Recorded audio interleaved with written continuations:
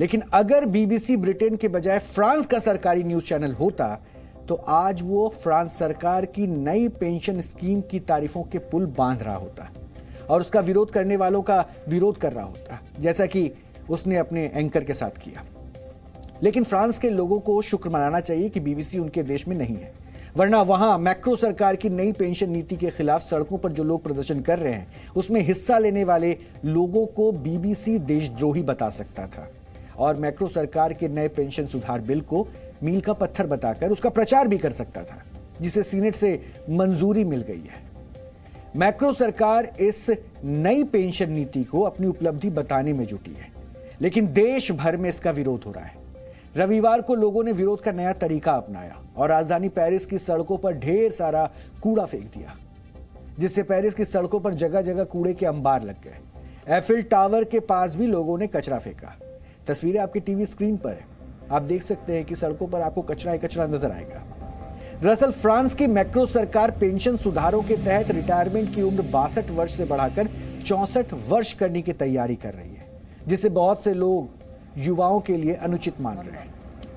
विरोध कर रहे लोगों का कहना है कि अगर रिटायरमेंट की उम्र बढ़ाई गई तो युवाओं के लिए नई नौकरियों में कमी आएगी और फ्रांस के ज्यादातर कर्मचारी संगठन भी पेंशन प्रणाली में सुधार का विरोध कर रहे हैं। प्रदर्शनकारियों का कहना है कि सुधार से मध्य वर्ग के लोगों पर टैक्स का भार बढ़ेगा, क्योंकि लोगों को अब पेंशन पाने के लिए ज्यादा वर्षों तक काम करना होगा और इस दौरान उन्हें अपनी सैलरी से भारी टैक्स भी भरना पड़ेगा। जबकि फ्रांस सरकार का तर्क है कि पेंशन सिस्टम को संतुलित करने के लिए यह सुधार जरूरी है और इससे लोगों को अब कम से कम 43 वर्ष तक काम करने का मौका मिलेगा।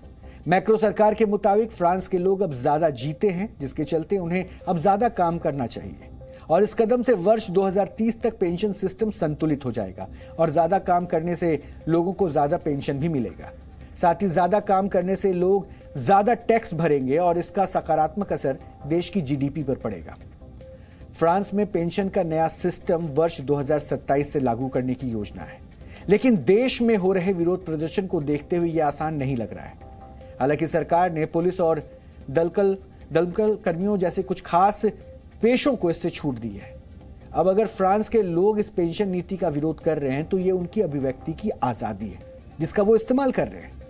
वैसे जैसे ब्रिटेन की नई माइग्रेशन पॉलिसी का विरोध बीबीसी के एंकर ने किया था, जिसे बीबीसी ने सस्पेंड कर दिया, लेकिन यहां की तस्वीर कुछ और है। जी न्यूज़।